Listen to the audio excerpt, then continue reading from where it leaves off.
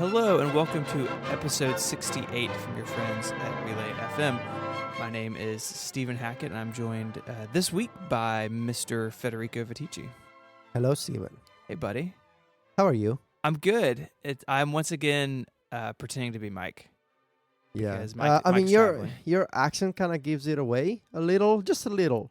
You know, They're slightly different. it's just a very minor difference. Our British friend is away. Is in the land of the free. He's in your country, Stephen. He's in my actually. country. He's in New York City. He and his lady are taking a little vacation time, which is awesome. Mhm. He well deserved. So he is away this week, and it always happens on Connected. I think because there's three of us, we are a little more flexible with the schedule, and so if someone it always seems like we have this couple week spans where there's not all three of us. Yeah. Definitely in the summer because Italy takes the summer off and you're just gone to the beach. Basically. Yes. And now, around the holidays, I was out last week with some family stuff. Mike's gone this week. And that's that. So, but we're here. He's not, we're here he's together. not dead. He's not dead. I mean, he could be. I haven't spoken to him in a couple hours. I mean, he's gone to Walmart, and I'm pretty sure I saw some pretty scary pictures of people at Walmart on the internet. So, pay attention, Mike. Be safe. We're thinking of you, but still, we're gonna do a show. So, Stephen, I believe Mike was also part of the follow up. Mike is part of the follow up. So Mike is the follow up. Okay. Yeah. So we strayed into follow up early. But there's really another pressing question about the staff of Connected. Oh, really? It is what you did for Thanksgiving. Okay, so it wasn't exactly a Thanksgiving dinner after all. It was more like a casual party with a hint of Thanksgiving. So as I said, one of Sylvia's teachers, dance teachers, is from is American, and so he wanted to celebrate Thanksgiving. This dinner basically turned into a sort of multiracial dinner. So there was a Filipino dish. Was like some rice with some meat and potatoes that I'm not sure. There was a Nigerian dish from another guy who goes to the same school, and the American teacher prepared it was like sausages wrapped in bacon.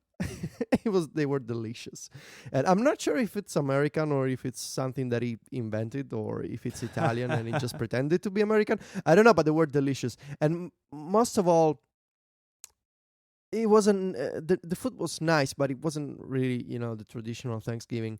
The focus of the dinner was really beer and drinking. So it wasn't really a Thanksgiving dinner. It was more like a Thanksgiving party with a bunch of guys from Rome. So that was really just a Thursday night, really. Basically, yes. It was just it wasn't really Thanksgiving. It was just a Thursday night. We had fun. It was fun. I'm typically not the kind of person who eats a lot of I call it strange food, because to me, non-Italian food is always strange. Unusual food for you. Unusual food. Yeah.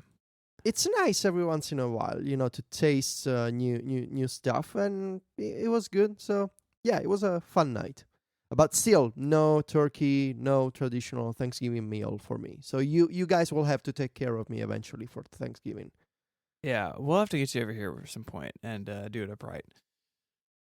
So we have, and what has become a thing on our show, we have some more automotive follow-up. And so longtime follower-upper? Yes. Follower-upper. Longtime follower-upper. Luca has sent us another note about yes. This is the Enjoy company. Is that who this is? Yes, Enjoy. And they also have 3-wheel scooters, available for people in Milan. And I have a lot of questions about this. Me too, actually. It seems crazy, and maybe this is just the dad in me talking, but 3-wheel scooters seem crazy dangerous, and you're just gonna let anyone on it? I don't know how to drive. I would crash a 3-wheel scooter immediately. But I can just go rent one. Actually, I was about to say I think it's safer than a 2-wheel scooter. Well, it's got to be safer than that. I mean, it's ugly, just plain ugly. Yeah, they're not good looking. I don't know. Is it? This is one of my preconceptions that I gotta clear up. Uh, is American traffic also full of scooters as No, much as it is in Italy? No. no. I mean, You maybe. guys, I mean, maybe in you like real big cities, but like, ah, I mean, I live in hmm. a pretty like typical American city, and like, there's none of that business. I mean, everyone is No in a car, scooters. no scooters. Oh, that's so strange. Like in Rome, you don't have to pay attention to the cars in traffic as much as you gotta pay attention to the scooters because people on scooters are crazy. I think actually scooter people are the craziest people around. They just zigzag around. They go left and right. They don't care about the normal rules of traffic. I'm always keeping an eye out for the scooter man. It's just that's the scariest part of driving in Rome. These people on scooters going everywhere. Yeah. So the three-wheel scooters with the enjoy sharing. I also have questions about parking and you know because you can. I imagine leaving a car in a good spot or in a good condition is easier than leaving a scooter out in the open. So it's interesting, but this Enjoy company, I now that I know how it works, I see these Enjoy cars everywhere. It's like that phenomenon that you hear a new word and suddenly everyone is speaking that word. Yep. Now I'm seeing the Enjoy cars like all the time. So yeah, thank you, Luca. Was also a good friend of mine for the scooter follow up. Steven, we gotta convince Mike. Now that he's gone, we can talk about Mike. We gotta convince Mike to drive one of these cars and see what happens, Yeah. or maybe the scooter. Except he doesn't drive. I mean, I don't That's know the if fun part. he has driven, Oh yeah. but he doesn't have a driver's license and he doesn't drive on a regular basis. So it would just really what you want is Mike to be in a car wreck, which is not cool, man. Not cool at No, all. no, no, no. Maybe we can find an empty road and just see for the Yeah. funs. I did one time when he was here. I did have the thought of like I would let him drive my car in a parking lot. See, see. But then I was like, no. So we got an email this week from listener Brandon about some JavaScript stuff, and then there's notes in here about JavaScript and Coda. So I'm just gonna let you talk about this. So yeah, last week I think it was, I complained about the lack of a JavaScript interpreter on iOS, and in fact, a few people got in touch with me about this. So listener Brandon first sent us an email arguing that it should be possible to create a JavaScript app like Pythonista for JavaScript, basically, and maybe even with fewer problems than what Pythonista ran into, because on iOS there's a JavaScript core engine, which is the same used by Safari, for example, when you want to use a JavaScript bookmarklet in the browser. Right. The JavaScript core engine is available on iOS, can be called by other apps, and he put together a playground demo with Xcode. And not sure if it was in Swift or not. Anyway, it executes JavaScript code, and I tested it on my MacBook Air with Xcode, and it works indeed. It shows a message, and it shows that JavaScript core can be executed by other apps, and hopefully this will be. Brandon says that it should be possible to make the kind of app that I want. It is possible. It's just that no one's making it. So maybe eventually we'll get something. In the meantime, and I was told this by reader and good friend Pedro Lobo on Twitter. I hope that I spelled his name right. It is possible now to do JavaScript playgrounds in Coda. So Panic's Coda app for iOS. Mm-hmm. You can now create in the top bar, if you press the plus icon, you can now create a playground. And the playground is not like a full IDE for JavaScript. You can only, execute, there's like you press enter, the code executes, and now you gotta write the code again. But still, it can show you alerts, it can show you errors. So it is something. It's not a full JavaScript developer environment like the one that I want, but it is it is a good start. So that's about it for you see, Steven, we're jumping from automotive to automation. I feel like this is very good follow-up, Steven. Very good structure. Thank you. It's just really just a bulleted list, but I'm happy to help. No, you gotta see a deeper meaning in the Yeah. follow-up. And uh, I put this in the follow up. It's not really follow up. It's sort of like a mini topic. But yesterday, as we record this, the word came down from on high that Apple Music was coming to the Sonos platform. And if you're not super familiar with Sonos, it is basically um, it's sort of like an ecosystem for audio. I mean, they've got an app, they've got like really nice speaker systems you can put in your house or your office or whatever. And they also sort of have like this content section in their thing as well. And so like you can load music into their app, and I've read and heard mixed things about the podcasting. I'm not really up to date on that, what they're doing there, but Apple Music is coming.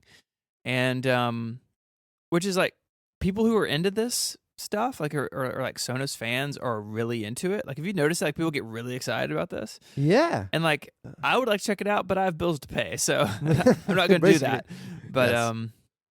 It does seem like Apple Music's on Android now. Now they're doing here. I mean, they're really. What's interesting about this to me, as I don't have a dog in the Sonos fight, is that Apple Music is really expanding past like Apple hardware.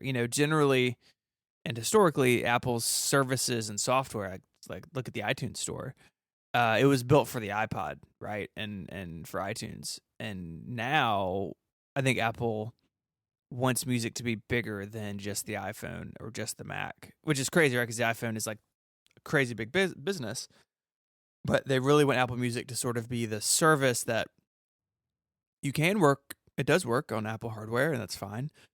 But it can also work with all of your other stuff too. And I think that's really like it's an interesting like shift of strategy from Apple. And I think it's one that they need to do if Apple Music is going to be successful, right? They need it to be huge because Spotify is everywhere. Like Spotify is on, I mean, it's on my dishwasher, I think. Audio is nowhere anymore, but they tried to do that as well. They were cross-platform. And so, it's interesting that Apple's doing this, and I think it's like if you're a Sonos user and you like Apple Music, like for that section of the population, they're going to be really excited.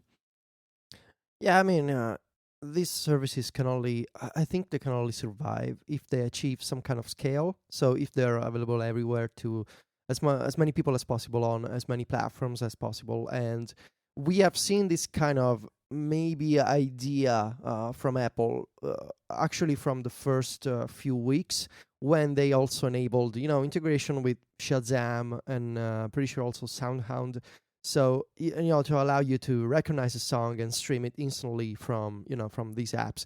And now they're continuing to do so even to a higher degree with the Sonos speaker ecosystem, which I think it's a good idea. I was kind of surprised by the amount of people excited by this news. I didn't honestly know Sonos was this popular. I reviewed one of the old Sonos before they changed the name to the Play 3 or Play 5. Many years ago, they sent me a review unit.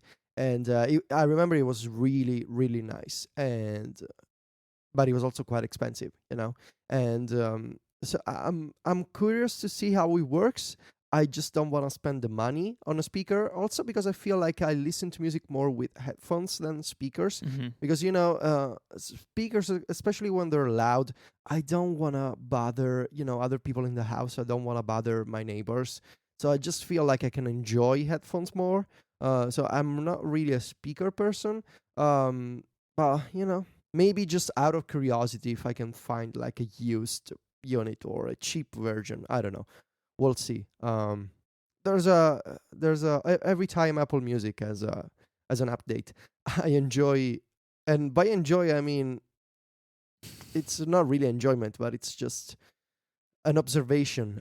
Jim of the Loop is having quite a few problems with Apple Music, and he makes some good points. I think Jim is he's very into music. He's a music fan. He's a the comparison would be if people like me, we are power users for productivity apps. Jim is the power user for music stuff, and it doesn't really like Apple Music, and he continues to have all these crazy bugs and all these crazy technical problems, which I don't see because I don't use my music library as much as Jim does. But I find it interesting that Apple is kind of not paying attention to these problems. And it's not just Jim. There's a lot of people who have, the same issues. and I'm running the iOS 9.2 beta, and I don't use the music library features, the My Music section, Right. but I still see quite a few glitches and problems with the interface, missing albums that I once added to my music or that I liked or loved, whatever is the proper name. They're not loved anymore, which is sad. Or maybe, music that I added to a playlist, which is just disappeared. So there's still technical problems which Apple is not fixing, and I wonder, are they gonna wait for iOS 10 to fix these issues? People like Jim and in general, I don't know. But hey, you get streaming on the Sonos, so Yeah. you know. Yeah. I agree with you. I mean, I think Apple Music still problematic in areas, and clearly Jim has had more problems than most people with his sort of platform. But yeah, I mean, there's always that that stress of tying like OS releases with fixes and stuff. And we're gonna talk more about that with iCloud Photo Library here in a second. But yeah, it's cool. Like if you like Sonos and you like Apple Music, it's great. For me, not using either, it doesn't do much for me, but it's nice to have options. So Yeah. Hey Federico, did you know this week's episode of Connected is sponsored by lynda.com? Oh, nice. It is. Lynda.com is the online learning platform with over 3,000 on-demand video courses to help you strengthen your business, technology, and creative skills. For a free 10-day trial, visit lynda.com/connected. That's lynda.com/connected. Lynda.com is for problem solvers, for the curious, and for people who want to make things happen. Maybe you want to master Excel, strengthen your negotiation tactics, build a website, or boost your Photoshop skills. Lynda.com can help you feed your curious mind. I've been actually checking out lynda.com, and they've really got some really amazing courses on there. They've got a lot of stuff for like the Adobe CC suite, so Illustrator or Photoshop or InDesign for various design and type skills. All that stuff's in there. I was looking at some stuff for wireframing recently in Illustrator. You can take care of that. There's a really nice course on that. There's a lot of stuff. We're talking about JavaScript earlier. There's a lot of programming stuff in here. You can work with JavaScript. You can work with Xcode, with Swift, with iOS app development. Or, maybe you're more on the business side and you need to look at something like getting things done or going paperless in your office or figuring out how to bootstrap your business. All of this stuff is at lynda.com. And you can watch and learn from top experts in these fields. You can stream thousands of video courses on demand, and it allows you to learn on your own schedule and at your own pace. Each of these videos is structured in a way that you can watch them start to finish, or you can jump around. What I really like is there's a transcript with each one. And so you can follow along, you can search for something and then skip to that part in the video. So if you come at it from like a video angle like Mike does, or from a sort of reading angle like I do, you can do that with lynda.com. You can create and save playlists of courses you want to watch to customize your learning path or share with friends, colleagues, and other team members. And you can even watch and download courses to an iOS or Android device to learn on the go. Your lynda.com membership will give you unlimited access to training on hundreds of topics, all for one flat rate. Whether you're looking to become an industry expert, you're passionate about a hobby, or you want to learn something new, go visit lynda.com/connected and sign up for your free 10-day trial. It's lynda.com/connected. Thank you so much, lynda.com, for supporting this show and all of Relay FM. Sketch had a blog post this morning. Yeah, this just happened basically like an hour ago. Yeah, and the crux of it is that they are leaving the Mac App Store. So if you're not familiar with Sketch, it is a design tool for the Mac. It's extremely popular, extremely successful, and it has been Mac App Store only, I believe, since day one.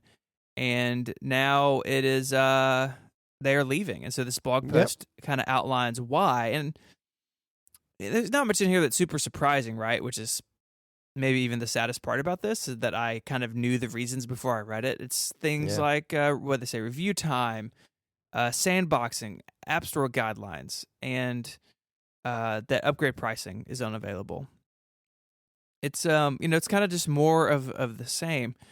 And one thing I like about this post a lot is that they say it's not a knee-jerk reaction to the certificate issue of a couple weeks ago, where sure you remember, a bunch of Mac App Store apps, a bunch of users had to reinstall their Mac App Store apps because a certificate was broken in the App Store and it corrupted the apps. And I got hit by it. I had to reinstall a bunch of apps. It was super frustrating. And they say that wasn't the reason, but they said that made them feel justified. Like they'd already made the decision, it seems like, and that was sort of just icing on the cake. And I think this is a big deal. I mean, Sketch is a popular app. It's an expensive app, and now it is leaving. And it's Apple Design Award winner 3 years ago, now leaving the very store that allowed them to achieve success. I think it is a problem. And I think at this point, we're actually past the stage of saying the Mac App Store may have a problem. We all acknowledge the problem, and the only thing we can do is either find a solution or hope that Apple listens. But I would say that there have always been problems with the Mac App Store since it launched. It'll be 5 years in January. It's crazy. And from the very first day, so January, I still remember January 6, 2011. The following day, there were developers who were asking Apple to improve the Mac App Store with the same issues, the same problems that we're talking about today. So it's been 5 years, and the Mac App Store has not changed. It has somehow just continued to exist without any major improvements. Sure, Apple brought, nicer featured pages or, nicer banners, maybe. They started selling or actually making available for free the version of OS X on the Mac App Store. But that's it. So developers are still asking for the same features. And if anything, the Mac App Store got worse for developers because since Apple started enforcing the sandboxing rules, preventing apps from accessing, certain files and locations on a user's computer, it even became harder for developers to make, software that is not a menu bar utility on the Mac. And the simple reality is that we're now at the point where the best apps for the Mac cannot be sold in the Mac App Store because it's just too much of a hassle, too much of a problem. And developers they still have a way. You could argue, but it's not really a problem because you got Gatekeeper. And you can install software securely from outside the Mac App Store. But you see, this is not the kind of argument that you can have two sides of the coin. You cannot say the Mac App Store is still the best place to sell software. You gotta be on the Mac App Store, and then when you are confronted with reality, you say, "But hey, you still have Gatekeeper." So it's either the Mac App Store is the best place, or the solution. It's not really a solution. It's a temporary alternative, which is not the perfect alternative actually for developers, because if you decide to release an app outside of the Mac App Store, you lose a bunch of benefits. The first one, of course, is exposure and availability in a simple to use store. And there are also a bunch of other technical limitations. For instance, you cannot use iCloud if you decide to sell an app outside of the Mac App Store. So this is a very simple argument. These apps, and it's Sketch, BB-Edit, Dan Council has a great list of apps that are not available on the Mac App Store. These are not stupid people. These are great apps. And it's a very simple problem. You look at this list and you're like, okay, these are great pieces of software. Why are they not available on the Mac App Store? If I were someone at Apple in charge of this situation, if there's still anyone in charge at this point of the Mac App Store, or if it's just like an Xserve left on a shelf minding the store, I would look at this list. I would say, okay, this is great software. The people who use these apps are not insane. They are professionals. They are creatives. They are normal people. They're not any less intelligent than me. Why is this list of software not available on the Mac App Store? And I would fix it. And you can, the principles that are guiding Apple, such as simplicity or sandboxing or security, can only go as far when it comes to getting work done. And we have talked about this at length in the past. I believe in the safe and secure model of the Mac App Store and the iOS App Store in general. but you cannot force people to change the way that they get work done. If I want my design tool to access files on my computer, you cannot say, yeah, you cannot do that. Because at the end of the day, getting work done is getting work done. And you cannot tell people, yeah, you gotta spend $200 and you're not gonna be able to try that beforehand.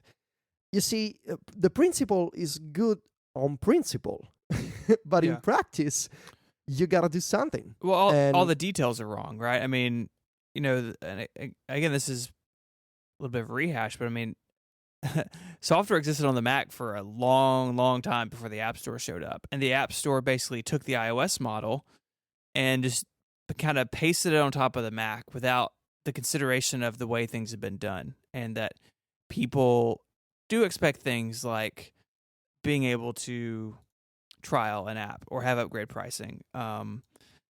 And I get that on day one, but you hit it on the head. We was like, it's been 5 years and there's been no 5 years. evolution. I mean, look at Test Flight, right? Test Flight's been out on iOS well before Apple bought them, and there's still nothing like that on the Mac. And if you're running Mac Beta, you basically got like send out zip files and hope for the best. And it's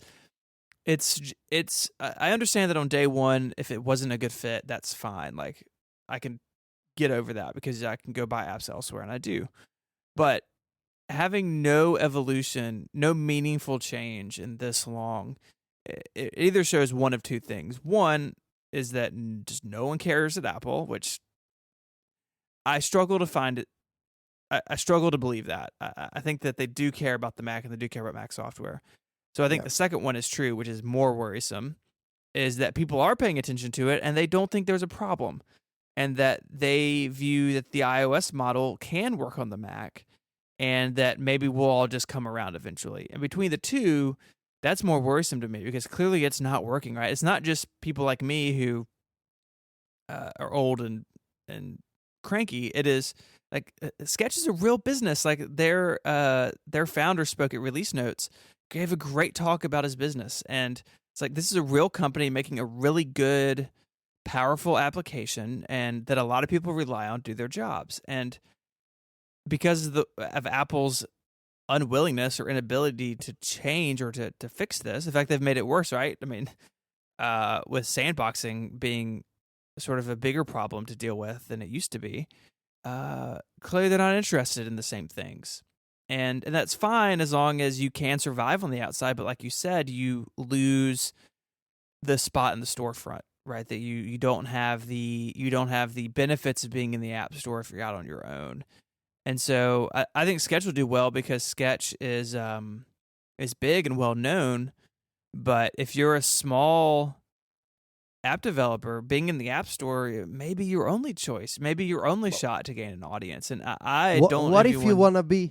What if you want to be the next Sketch? Yeah. Know? Yeah. I mean, absolutely. What's the solution?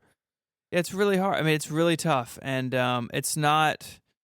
I don't envy anyone having to make those decisions. But I just do wish that Apple would listen because, you can write one or two apps off, something like Transmit that, needs root level permission to your disk. Maybe that's not a good fit, but like Sketch doesn't. Sketch is leaving for a bunch of reasons, not just one, and they're not just technical, they're political. And I think something Apple needs to pay attention to. Yeah, and you could argue that is the problem, with the Mac App Store making Apple sell fewer Macs? So is it really a problem for, the millions of computers that they sell every quarter? And right now, maybe it's not a problem. But, the people who run into these kind of problems, they are the people who recommend to their friends and to their families to buy a Mac.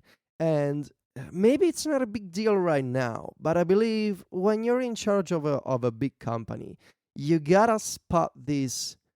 It's not when you're in charge of a company like Apple.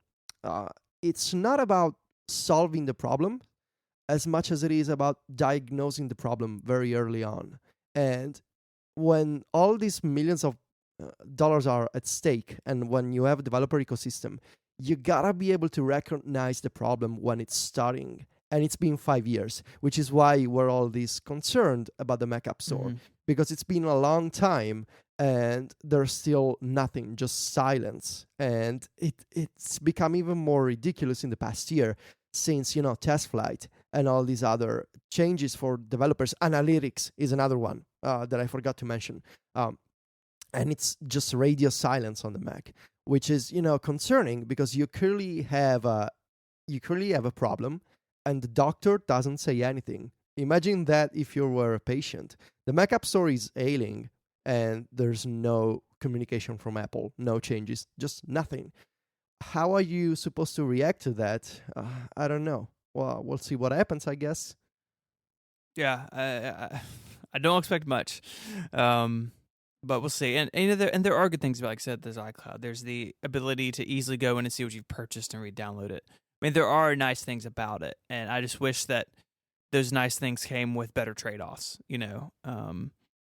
Anyways, so on the subject of Apple Oh and man. sadness, I had a rough weekend, Federico. I had Okay. a real rough Sunday. So I'm sure a bunch of people saw this because it was all over the place. But the during the beta of Photos, which is like a year ago now, like it was like it's been a Yeah, it while. was. It's been like months and months and months.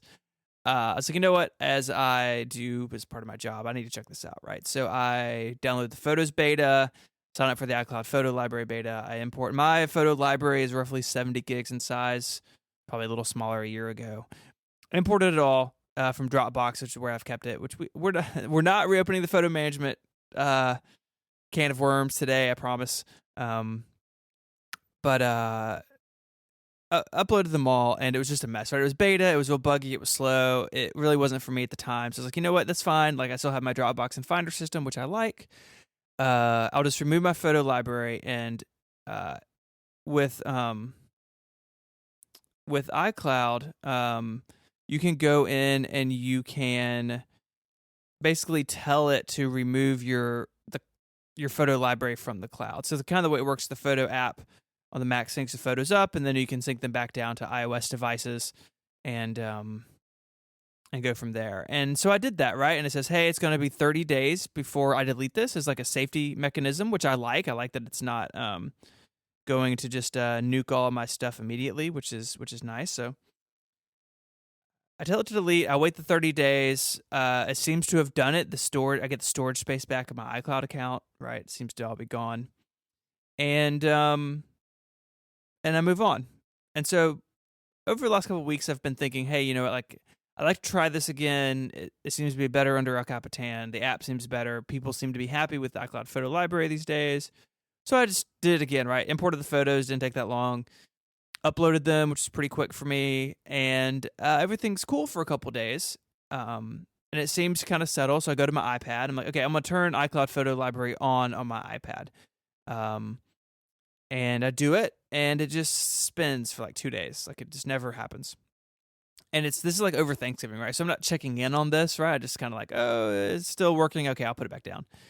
And this weekend I pick it up and I open Photos on the Mac, and I have a big mess. And so basically I have albums that from my previous library have been synced back in. And most of them were just duplicates, which I could deal with, right? It'd be a pain, but I could deal with duplicate albums. Like that's not the end of the world. But what is the end of the world is that they didn't all duplicate, that there was a number of them that overrode local data on disk with an empty album from iCloud. And that's not great. So I wrote this thing. I wrote it, kind of as it was happening. I think it's pretty clear what happened in the article, but I was upset, and I think rightfully so. And I've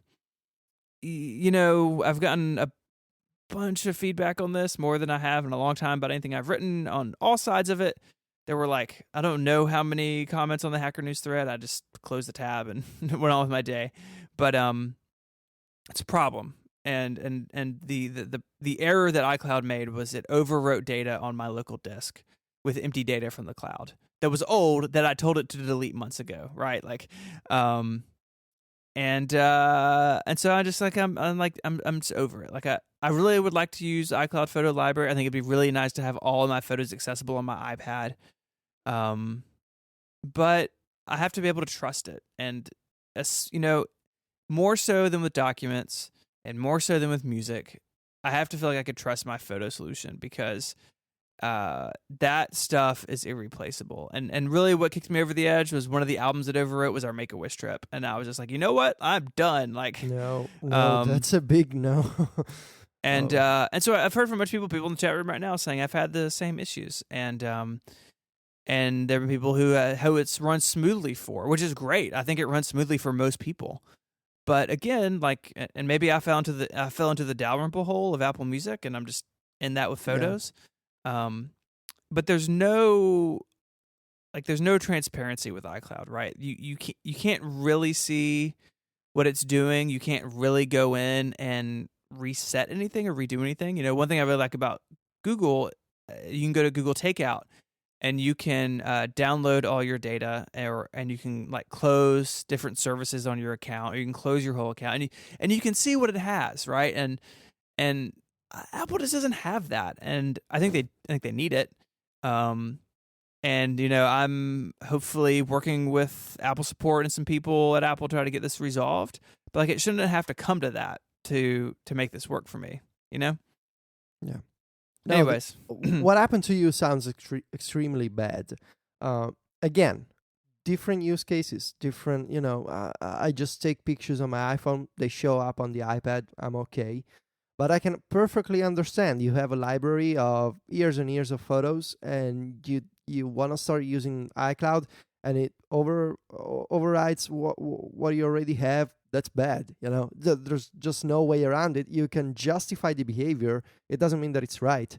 Uh, it should work better, and I mean, I think you should continue to use Dropbox and maybe other backups. I hear quite a lot of praise for Google Photos. yeah, I use that. So the system has been, and I think will continue to be, stuff in Dropbox, which makes it show up on like 2 computers and my NAS and a bunch of Time Machine drives. And I then also have the Google Photos backup app sitting and running and watching that folder. And what's nice about that is that I have the Google Photos app on my phone. If I need to find something that I haven't synced over, that's how I do it, because it's fast, and like Google Photos is basically magic. But I still want my photos local, so the Google Photos for me is like that backup and kind of online view. If that makes sense. Yeah, I want to try Google Photos again. I deleted it this summer because I really wanted to try the Photos app. Now I kind of I wanna put all my photos in Google again.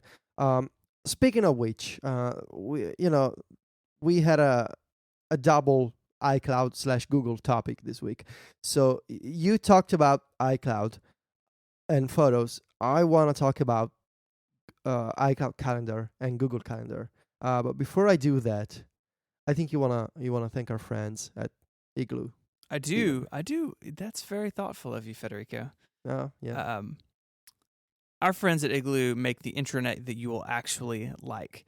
With Igloo, you don't have to be stuck at your desk to do your work. You can manage your task list from your laptop during a meeting, share status updates on your phone, and access the latest version of a file from anywhere on your tablet. Because these days, everything is mobile, and your work should be too. If you ever looked at your intranet, and I've had jobs with intranets, and you think, whoever designed this must truly hate me and everyone here, those days are over. Igloo allows you to make your intranet feel like the place you actually want to be. It's surprisingly configurable, and you can completely rebrand it to give it the look and feel of your team. There's group spaces, role-based access permissions, and easy drag-and-drop widget editor, so you can really customize it and give your team the tools that they need to do their work. With our mobile lives, people are increasingly bringing in outside apps and services into companies, and sensitive documents are getting spread across all these different platforms. And that can cause some big security issues for companies. But if you use Igloo, you're able to integrate those services like Box, Google Drive, and Dropbox into one big, easy, secure, central platform. If you know terms like 256-bit encryption, single sign-on, and Active Directory integrations, then you know how good Igloo really is. And with Igloo, you can share these files with your coworkers. You can collaborate on them. You can make your team work as a team. You can track who has read them with read receipts, and you can make sure that people see the critical information, keeping everyone on the same page. It's time to break away from the internet you hate. Go and sign up for Igloo right now. You can try it for free, and for any team up to 10 people, you can use it for free as long as you want. Sign up at igloosoftware.com/connected.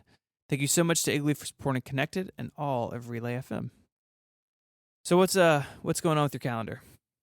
So every year I like to try iCloud Calendar again, because every year there seems to be a new feature that it makes me curious to check it out. And this year, after I wrote about iCloud Calendar last year, this year I wanted to try the new time to leave notifications, which were sort of an evolution of the driving time information screen label, whatever, that they added back in what was the OS 10 before Yosemite. Was it Mavericks? What was the name? Mavericks. No, wasn't Mavericks? Yeah. Are you sure? Mm-hmm. So it's Mavericks, Yosemite, and what's El Capitan? Yeah, El Capitan. So anyway, they added the driving time in calendar a few years ago. This year it's time to leave notifications, which the idea is you create a calendar event with an address, and you can choose to receive an alert on your phone when it's time to leave. So depending on traffic, depending on your location and other conditions, in theory, such as the weather also, or road accidents ahead of you, or road work, all these other variables, you get a notification when it's time to leave. As I wrote in my iOS 9 review, these time to leave notifications have been useless for me. They fire too early, so I know that I have an event that takes me, I don't know, about 15 minutes to drive there. And in theory, I should be able to get, I don't know, maybe 5 to 10 minutes before the driving time. So maybe I would say 20 to 25 minutes ahead of time, I get the time to leave notifications. So I get like 5 or 10 minutes to get ready. That's what I want. Instead, Apple, for an event that takes me 15 minutes to get there, they send me a notification like 50 to 55 minutes before, which is just useless, because by the time I gotta leave, I forget maybe, or maybe I start doing something else, and then I don't know that I'm supposed to leave. And this has never worked for me. I don't know if it's an American thing that Americans maybe want to arrive at destinations early. I just don't care, because I don't have to arrive early at anywhere. It's just uncommon for me to arrive early. I arrive when it's time. Anyway. I remembered that the Google app was able to look into the Google Calendar account and send you actually precise notifications for driving times, time to leave, and so when last week I was about to drive to an event, and I had, for an unrelated reason, installed the Google app on my iPhone. And I just needed to check out, I think, the new design or just another feature. Anyway, I logged into with my Google account, and by chance, it had an old repeating event for that I didn't delete in my Google Calendar account. And I just happened to be about to drive to the same event, to the same location, because I should mention here, I don't create a lot of calendar events with locations. I don't do a lot of, actually I never do meetings in real life, at least. I drive to specific places a few times each week, and it's always the same event. It is what you would call a routine. I just happen to have one of those events already in my Google Calendar. So I was just sitting there with my iPhone, and the Google app sent me a notification. And I was like, "Oh, you remembered." And looking at the time, it was just perfect. The timing, it was about 10 minutes ahead of time. It knew that it would take me about 15 minutes to get there, and it was just perfect. Instead, iCloud Calendar sends me notification way ahead of time, and then for some reason, while I'm already driving, sometimes it decides to send me the notification again, only with just the wrong time. So what I decided to do is I'm going to move back to Google Calendar, and this is much. It's a bigger topic than the those couple of events that I got in my calendar, and it's a bigger idea. And I think I also touched on this in my iOS 9 review. I appreciate Apple's commitment to privacy and to keeping customer data secure and to not look at the information across different services. So for example, they could look at what you browse in Safari and give you music recommendations in Apple Music. I appreciate that, and I think that a lot of people also do. And I'm a fan of the transparency of Apple and Tim Cook's commitment to privacy. I like that. It's just that for some features and for some apps, the practical benefit and the trade-off of Google's approach just works better for me, because I could, again, it's a matter. We all love to talk about principles and ideas, but ultimately, I got a house that I gotta pay the bills for. I got a life and I got a routine, and it doesn't matter. I can hold my principles for more important matters, but when it comes to do I want to get a notification when it's time to leave so I'm not late? I like that. It's a practical feature, and it just doesn't work with iCloud. And maybe it doesn't work because Apple doesn't like to look at a bunch of different data points, and it's a nice idea, but Google's approach just works better in practice. And I realized that maybe I'm giving up some of my privacy. But to an extent, I would say I'm okay with that when the service that I receive in return just works better in everyday life. And this is reflected for me in Google Calendar the most, because it can look at Google Maps, it can look at my history, and I understand why people don't want to use Google services, and this doesn't want to be one of those uh, stupid wars between Right. Apple and Google. I'm just saying here that for what I need to do for my life outside of the website and the principles and the ideas, I'm just a regular human being who doesn't want to be late, and the Google app helps me to do that with Google Calendar. And also, I want to say, I struggle to see what could ever happen to me if there was ever a breach in Google Calendar. Would people know my address? Well, that's basically public anyway.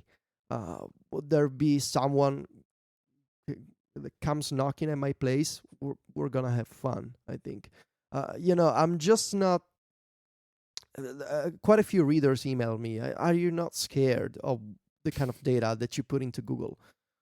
Well, there's a lot of scary things in life, and I would say I'm more scared by the scooter man in Rome and the Yeah. traffic and bad news that you see on TV that I'm scared about data breach on Google.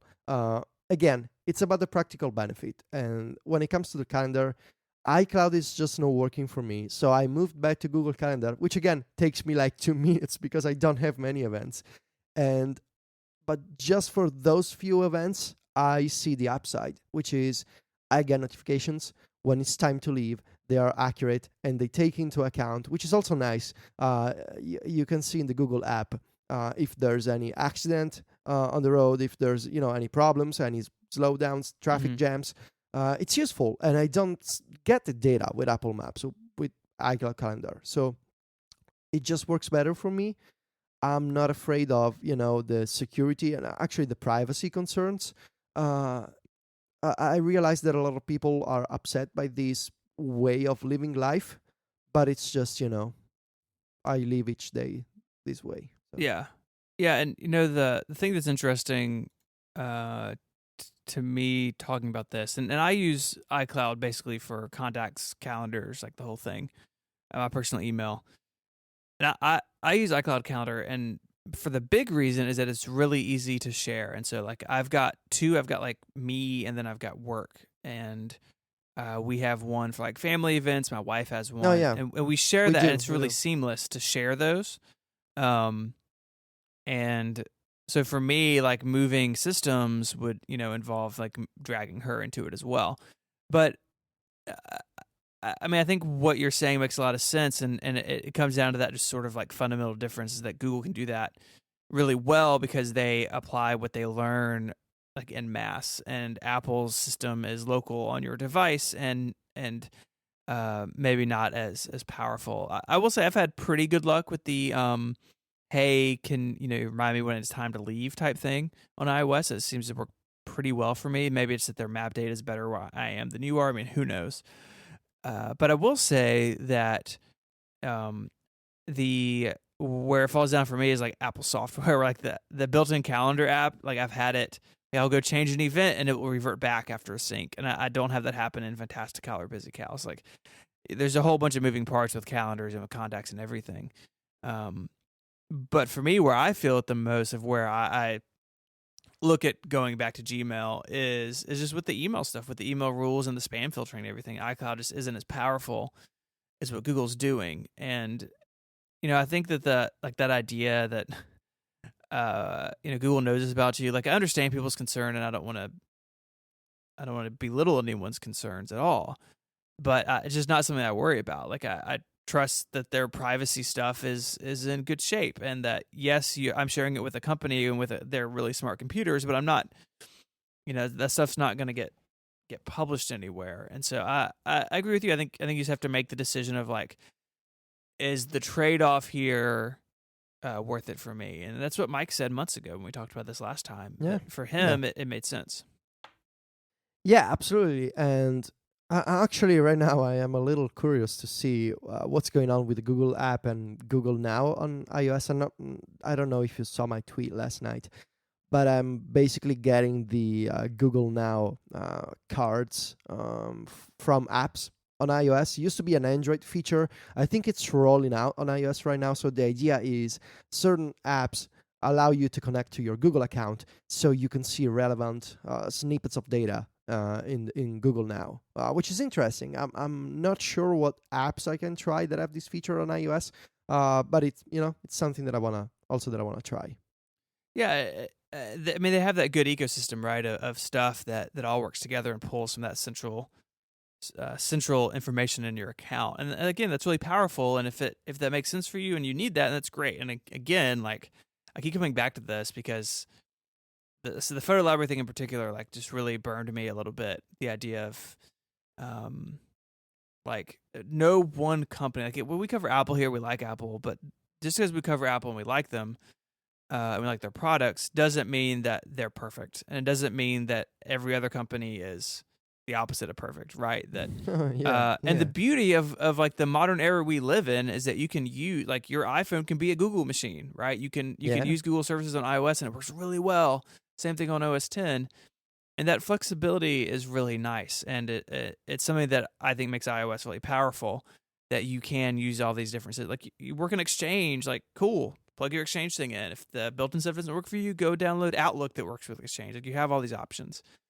But the idea that like we or anyone else is supposed to be like tightly in allegiance with one, like I'm only going to use Apple stuff, and like I had someone like basically call me like sensationalist for writing what I wrote. It's like, well, no, like I wrote what happened to me, and that's all like I didn't show up outside Cupertino with pitchforks, right? It's like, well, you should have called their support first. You know what? I did.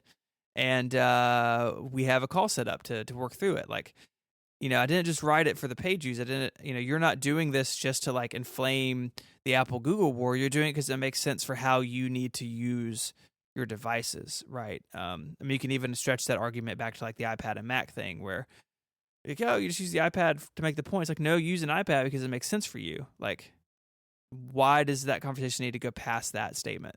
No, it's just this applies to a lot of aspects in life. And it's the problem becomes much bigger on Twitter.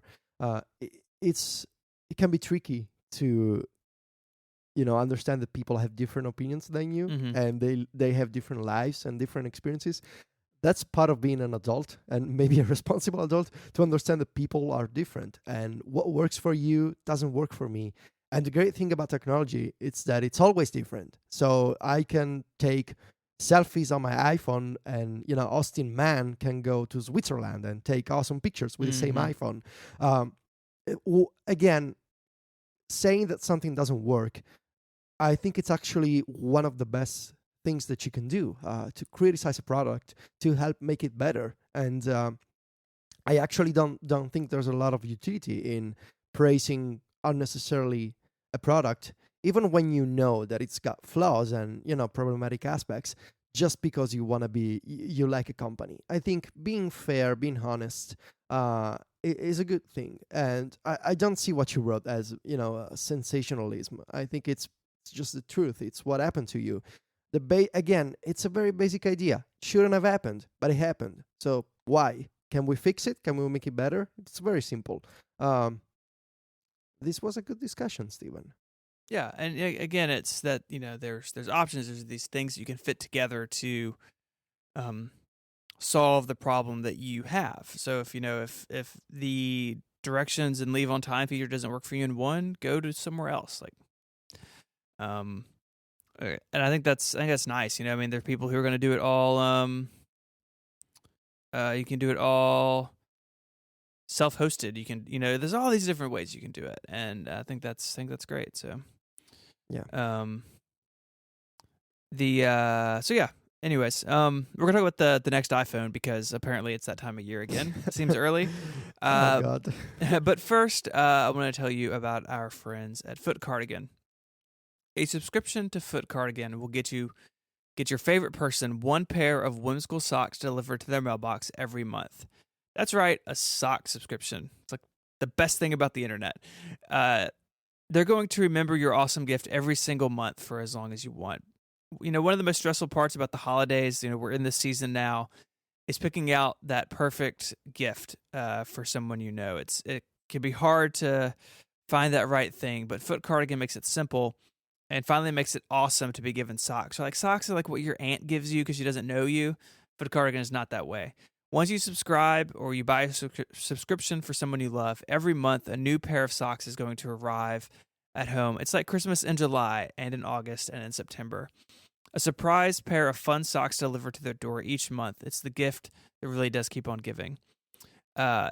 As well as for fun-loving adults, Foot Cardigan also has socks for kids called Whippersnappers, which I just love, for ages 3 through 12. And they'll get 2 pairs a month instead of just one because kids destroy things. We know it's still a little early in the holiday season, but you've already procrastinated your holiday shopping every year. It's never too late to change that. Be your parents' favorite kid this year and get them a subscription to Foot Cardigan. You'll be the most popular person around the holiday table. Foot Cardigan subscriptions are available for 3, 6, and 9-month segments. It's all prepaid, but there's a month-to-month option too. And listeners of this show can get 10% off all subscriptions with the code CONNECTED at checkout. Remind your favorite person how awesome you are every month with Foot Cardigan. Thank you so much, Foot Cardigan, for supporting this show and all of Relay FM. I should add, Stephen, that since I started paying attention to my socks, to get nicer designs, and one of the best things I could have done to my style in general, people always notice good socks. And funny socks, elegant socks, doesn't matter. I find it to be one of the best details that you can add to your general, appearance or style, And I'm a big fan of the idea behind Foot Cardigan. The website is also funny and fantastic, so make sure to read the FAQ on the website. It's very well done, and I love the designs. There's one with the light bulbs that I want to get. So yeah, very very good sponsor. Nice. It's a lot of fun. So iPhone 7. It's so early for this. Oh God! Really? Are we really doing this? I'm still learning 3D Touch on my 6S. We are doing this. So the rumor of the day from the Japanese website, Mac. You can do it. Go on. Oh, I can't do it. Mac Otakara. I would say Meko Takara. Yeah. Perfect. Or maybe is it Japanese Meko Takara? I don't know. I did not hear the difference between those two things. Where's Mike? So this rumor and this Japanese this site has a pretty good track record, which Mac Rumors points out, is that Apple is planning to remove the 3.5 millimeter headphone jack on the next iPhone in favor of their Lightning connector. So the background of this a little bit is that you can now you can go buy Lightning equipped headphones. Apple supports audio in and out over Lightning. I think that's true since the iPhone 6. I think it was in 2014. They announced that it's part of the Made for iPhone program.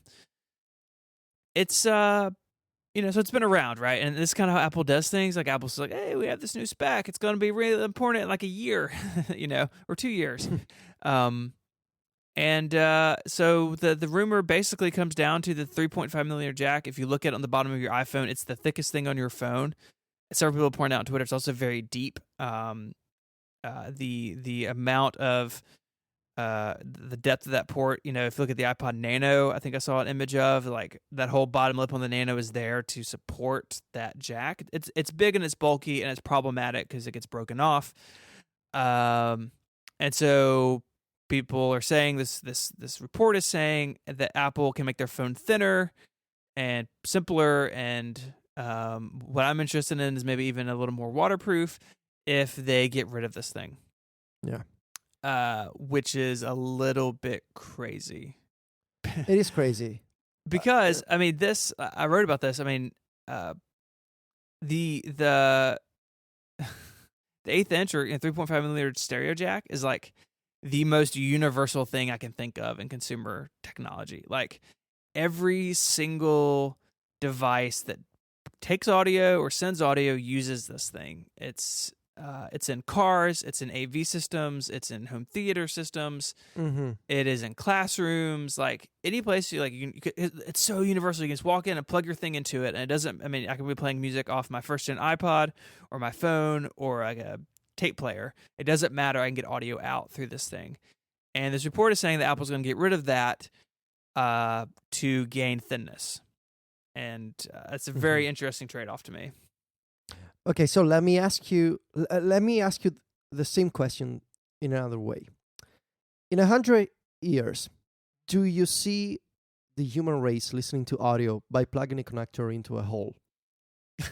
No, I don't. Okay, so if not in 100 years, why not in 5? If it's at some point the future, it's obviously the future, why not do it now? It's going to be problematic. It's crazy. And I totally agree. And they're going to sell you an adapter, whatever. Yeah. But if it's obviously what's going to happen, and I believe it is inevitable, all these cables and buttons and, physical objects that you either plug or click or move, they're going away. But if it's inevitable, why don't get started on it? I don't disagree with that. And it's not that you can go into this lightly, right? It's not like transitioning from PowerPC to Intel where you can run Rosetta and all your old stuff works, right? Like you can't be like, oh, well, you can have the jack sometimes, right? And Apple had a patent a couple years ago for a smaller headphone jack, and that seems to have just gone by the wayside. Maybe they built it, maybe it didn't work. There's no telling, right? Apple patents all sorts of stuff they never use. And there's no doubt that Lightning is like superior hardware in basically every way. And if they can make it more robust, like that's great. And there will be an adapter, and I will have to buy 12 of them because that's how adapters go. But I agree with you, right? It's going to be problematic. There's no way to ease into this because this thing is such a well-used, like universal type thing. It is going to be painful whenever they do it. Yeah. And so I agree with you. It's inevitable, right? Like it's sort of a bad deal. It's super old school, like very analog, kind of gross. Yeah.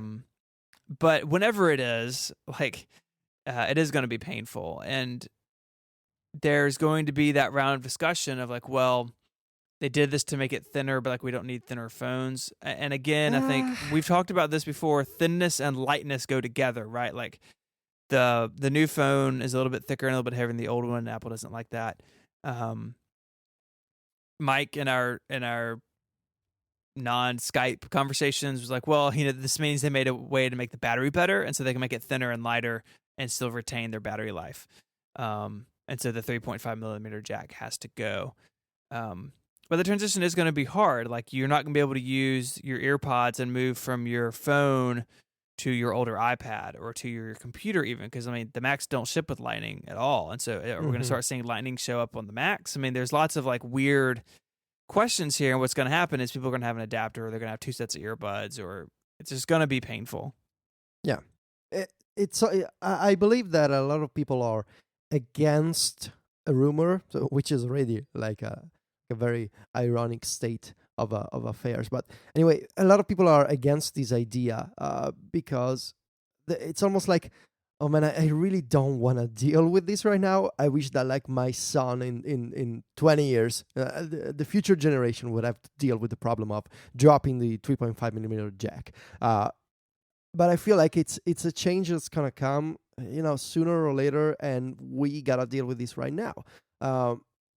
I am a proponent of dropping physical, interfaces in the form of cables and plugs, buttons, stuff that moves and requires space.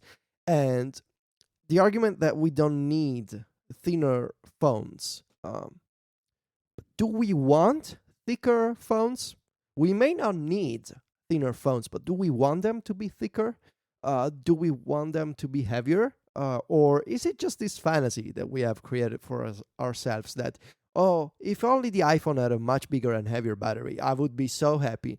But then you would run into another problem, that it would be bulky and uncomfortable to use. And I think we have sort of convinced ourselves that we don't want the iPhone to be thinner, but every year it gets thinner and we're happy. And when it doesn't, such as this year, that it's slightly thicker, we complain. So it appears that you can write a nice article, such as The Verge, with a nice catchy headline, "We don't need thinner iPhones." But in reality, we all want them and we all like them when we have them. So it's easier to forget about this part.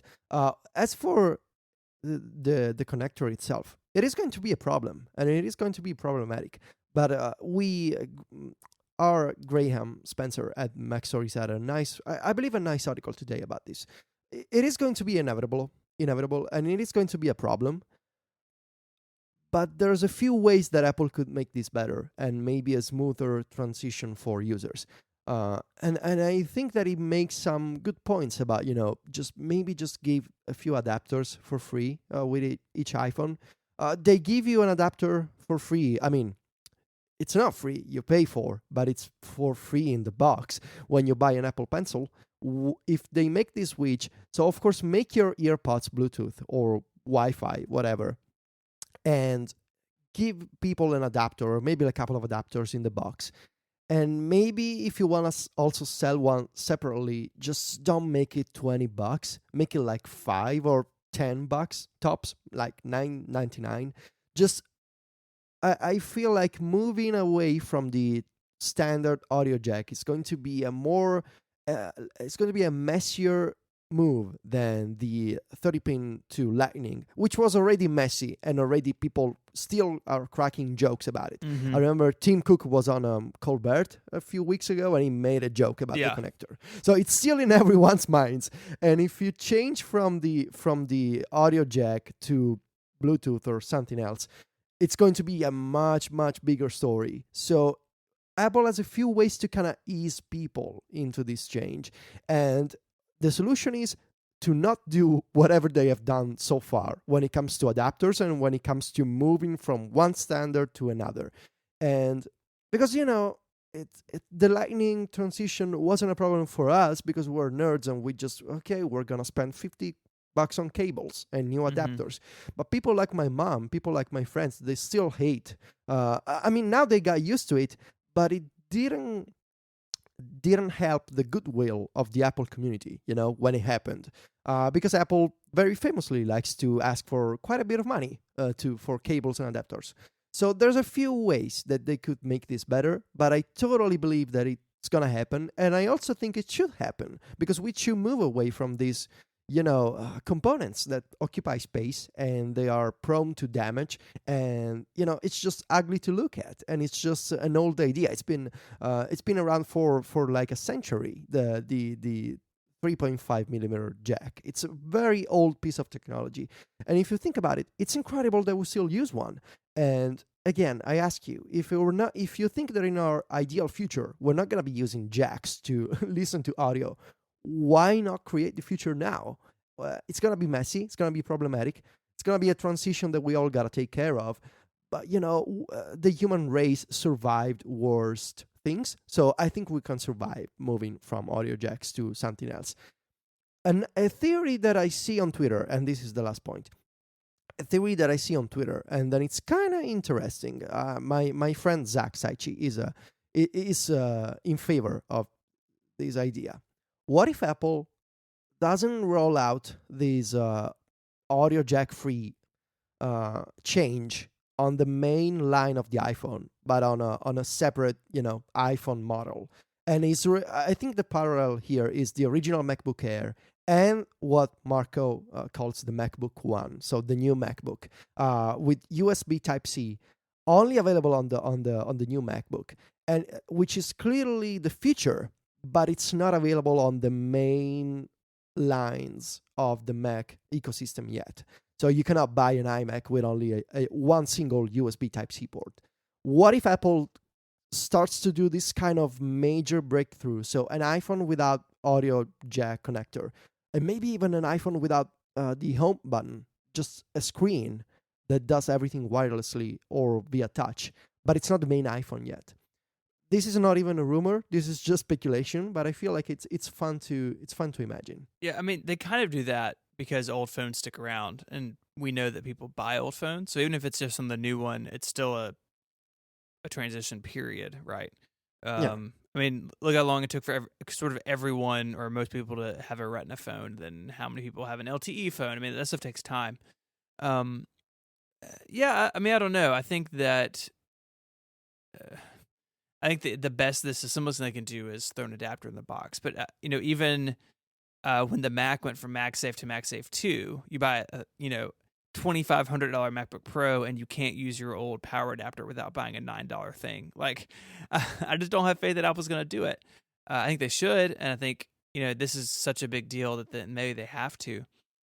But I don't know. I mean, I want the trade off to be they have to sell it, right? They have to say we are yeah, doing it yeah, because X, and X better not just be thinness, because I get it and I appreciate it, but even to me, that's not enough of a trade off. And I think to the general public, it's definitely not, because people put their phones in big, bulky cases and they don't notice that the phone is thinner, right?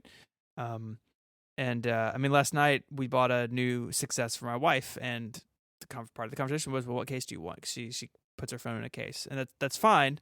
Um, but that's just what people do, and so most people are not going to notice it's a millimeter thinner, and they are going to notice that they can't plug it into their car anymore without an extra thing. So we'll see. I think I'll be curious to see how this moves forward, and what they do. If that jack is one of the reasons that the phone still has a big chin underneath the screen, like I would love a plus size screen and a smaller chassis, right, with less of that stuff at the top and bottom. Like I want Apple to be focusing yeah. on that sort of stuff. You look at the iPhone X, any other sort of flagship Android phone, most of them that have smaller bezels at the top and bottom than Apple's using, and those sort of trade off. I mean, yes, they have the home button, and that's not really there on Android phones in the same way.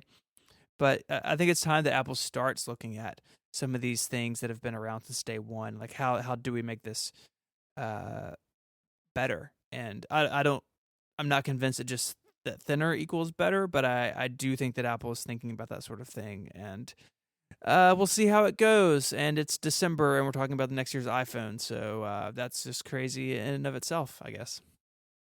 Yeah, I mean, it's been what, 2 months since the new iPhone? We're already talking about the iPhone 7. Yeah. I cannot survive with this crazy schedule, Steven. It is too much. My poor heart is gonna suffer for this iPhone Yeah. craziness. And there is like part of my brain that says if this is true, and this is out there early. Like, is that on purpose? Actually, you know what I'm thinking? What's gonna happen to Marco and his headphones? It's thousands of adapters. Uh, and that's what I'm gonna have to do. Like, I mean, I actually don't listen to headphones with my iPhone very often. And it's something too we should talk about. I think I'm sure there's articles out there that if I were to look for them, I could find them. But I would imagine, I think common sense just tells you that most people who use headphones or earbuds with their iPhone use the ones that come in the box with it, right? They just use the earpods. And even again last night, unboxing this new phone, I'm like, "Hey, you have new earbuds?" And she's like, "Yes, my old ones were destroyed." I'm like, "Why didn't you tell me they were destroyed? Like, I have like 3 sets of them. I could just give you another one." People just use what comes in the box, right? And so the earpods, assumedly, would obviously move to some sort of lightning plug at the end of it. And so you could buy a new phone. Oh, my new earbuds work. That's great. And that is a big deal. That does take care of a lot of people who are just going to use what comes in the box, and maybe they don't plug in their car. Maybe they use Bluetooth in their car because that's very. I mean, even my Corolla I bought new last year has Bluetooth in it, right? It's not an expensive car. And so, most people, if most people just use the headphones that come in the box and maybe Bluetooth in their car, then maybe it's not as big of a deal. Maybe it's only people like us who, my phone, at least in a previous life, got plugged into a bunch of AV systems and does get plugged into, various things around the house. And maybe that my sort of usage is not as mainstream as I think it is. And that by just changing the earpods, most people would be relatively okay. And so, there's that angle too, right? That Apple has that data. Apple, they also have Beats, right? And if you're telling me that Beats want to have lightning equipped headphones on day one, then like I would be just blown away. Like they're going to have that. And so people who are even into that brand and who like those products will have options as well. And so I don't, it is going to be problematic, but maybe it isn't the end of the world for everyone because Apple can do these things with their first party stuff. Yeah, I agree. It's definitely going to be. I think it's going to be more interesting just to observe. I'm probably going to have to buy a bunch of adapters because if they do this, it's the kind of adapter that I'm going to lose like 100 times. Yep. And again, there should be a couple in the box if they move away. But I see a lot whenever I go. I take the bus or. Actually, I don't take the bus. What am I saying? I take the train occasionally. Never take the bus. It's like a bus. Well, stone kind rails. of. Whenever I take the train or the plane, I see people with either with the standard iPhone earpods or with Beats, and increasingly I'm seeing wireless Beats, which I also have. The Studio 2, Studio 1. I don't know.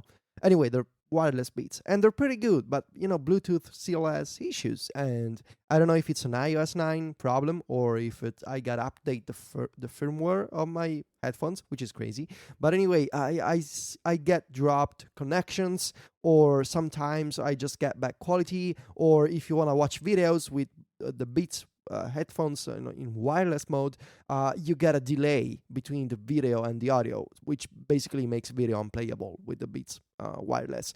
So there's still going to be problems to fix, and it's up to Apple to kind of sell this change, to say, hey, we made this transition from a cable to wireless audio because it's better in such and such ways. We'll see what happens, but we got quite a few 10 months, Stephen. We can literally make a baby in the meantime, and the baby will be born to wireless audio. You and I can't make a baby. Well, it's just a figure of speech. I think that's probably the end of the show. Maybe forever. If you want to get in touch with us, there are a bunch of ways you can do that.